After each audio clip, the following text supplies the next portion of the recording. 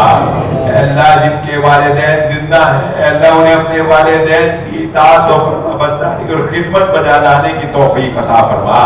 اے اللہ جن کے والدین اس دنیا سے جا چکے ان کو اپنے والدین کے لیے بہترین صدقہ جاریہ بنا دے۔ اے اللہ ان کے والدین کو جنت کے باغوں کی جنت کی نعمتوں سے ہمکنار فرما۔ اے اللہ ان کی قبر کو جنت کے باغوں میں سے ایک باغ بنا دے۔ اے اللہ معاشی کمزوریاں معاشی مسائل انسان کو کفر کے قریب کر دیتے ہیں، اللہ ایسی تنگی سے ہمیں محفوظ فرما۔ اے اللہ یہ فقر ایمان کو سلب کر لیتا ہے، اللہ ایسے فقر سے ہمیں محفوظ فرما۔ اے اللہ جو بھائی معاشی طور پر پریشان ہے اللہ انسان کی ضرورتیں پوری نہیں کر سکتا، اے اللہ انسان کا کیا کر سکتا ہے، اے اللہ ضرورتیں تو پوری کرتا ہے، اللہ ہماری ضرورتیں پوری فرما دے۔ اے اللہ تو اپنے جناب سے رزق دیتا ہے تو پورا آتا ہے، انسانوں سے تو دوسری دفعہ نہیں کہا جاتا۔ اے اللہ اپنی جناب سے ہم گناہگار انسانوں کی ضروریات کو پورا فرما۔ یہاں بہت سے بھائی بیٹھے ہیں جو مقروض ہیں، اے اللہ قرض کی ادائیگی میں ان کی خصوصی غیب سے مدد فرما۔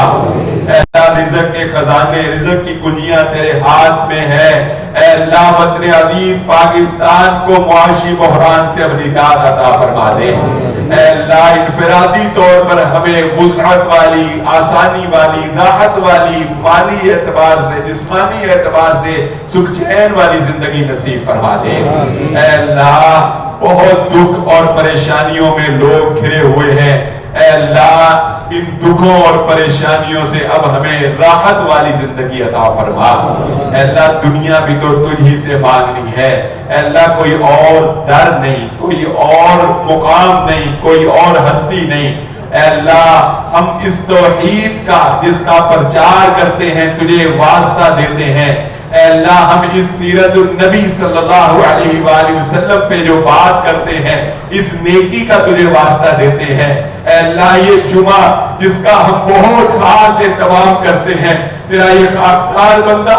اس جمعے کی عبادت کو تیرے سامنے پیش کرتے ہوئے اے اللہ اس نیکی کو تیرے سامنے پیش کرتا ہے۔ اے اللہ ہماری یہ نیکی خلوص پر مبنی ہے، اے اللہ اس نیکی کے واسطے سے تجھے کہتے ہیں ہماری حاجات کو پورا فرما دے۔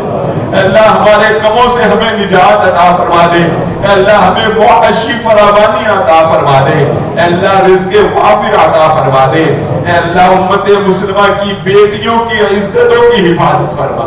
اے اللہ درندگی پھیلتی جا رہی ہے، اے اللہ ان درندوں سے ہماری اولادوں کی حفاظت فرما۔ اے اللہ یہ میڈیا کا فتنہ، اے اللہ یہ جھوٹوں کا فتنہ، اے اللہ یہ دنیا ہی بہت خطرناک ہے، اے اللہ اس میڈیا کے حملوں سے اور اس فتنوں سے اے اللہ ہماری نظروں کی حفاظت فرما، ہمیں اپنی نظروں کی حفاظت کرنے والا بنا دے۔ اے اللہ اس آنکھ میں وہ حیا نہ رہی، اے اللہ اس زبان میں وہ ادب نہ رہا، اے اللہ ہمیں زبان کا ادب اور آنکھ کی حیا عطا فرما دے۔ اے اللہ بڑوں کا ادب کرنے والا چھوٹوں پہ شفقت کرنے والا، اے اللہ یہ دل ہمیں عطا فرما۔ اے اللہ دلوں کی سختیاں اتنی بڑھ گئی ہیں، نماز میں اب دل نہیں لگتا، اے اللہ قرآن میں اب وہ روحانیت میسر نہیں، اے اللہ ہمیں وہ کھویا ہوا زہد وہ کھویا ہوا تقوی عطا فرما دے۔ اے اللہ ہمیں وہ کھوئی ہوئی خشوع و خضوع کی نعمت سے ہمکنار فرما دے۔ اے اللہ ان دلوں کو قرآن کی روشنی سے منور فرما دے۔ اے اللہ ہمیں ہماری روحوں کو سکون عطا فرما، اے اللہ ہمیں روحانی تسکین عطا فرما، ہمیں عبادت کی حلاوت نصیب فرما۔ اے اللہ اس خطبہ جمعہ میں جو سنتے ہیں اے اللہ اس پر عمل کرنے کی توفیق عطا فرما دے۔ اے اللہ یہاں مائیں بہنیں بیٹیاں بھی موجود ہیں، اے اللہ جو دل میں حاجات جائز ضروریات ہیں اللہ تمام کی ضروریات کو پورا فرما دے۔ اے اللہ جس طرح یہاں پر قدم سے قدم ملا کے تیرے سامنے کھڑے ہوتے ہیں اے اللہ اسی طرح اس دارالسلام میں موجود تمام میرے بھائیوں کو بزرگوں کو نمازیوں کو مجھ سمیت اے اللہ ہمیں جنت الفردوس میں اکٹھا فرما دے۔ اے اللہ ہمیں جنت کا بھی ساتھ نصیب فرما دے۔ اے اللہ جس طرح تو نے جمعہ کا ساتھ ہمیں نصیب فرمایا اسی جمعہ کی اے اللہ اقتدا میں ہمیں پروٹوکول کے ساتھ جنت میں داخلہ عطا فرما دے۔ اے اللہ ایک دن مرنا ہے اے اللہ ایک دن مرنا ہے اور اچانک اموات میں بھی اضافہ ہے، اے اللہ جب دنیا سے جائیں تو ایک گزارش ہے ہمارے کندھوں پہ قرضے کا کوئی بوجھ نہ ہو، ہمیں مالی قرضے سے نجات دے کے اللہ اپنے پاس بلانا، اے اللہ زندگی میں ہمیں اپنے قرضوں سے نجات دلا دینا، اے اللہ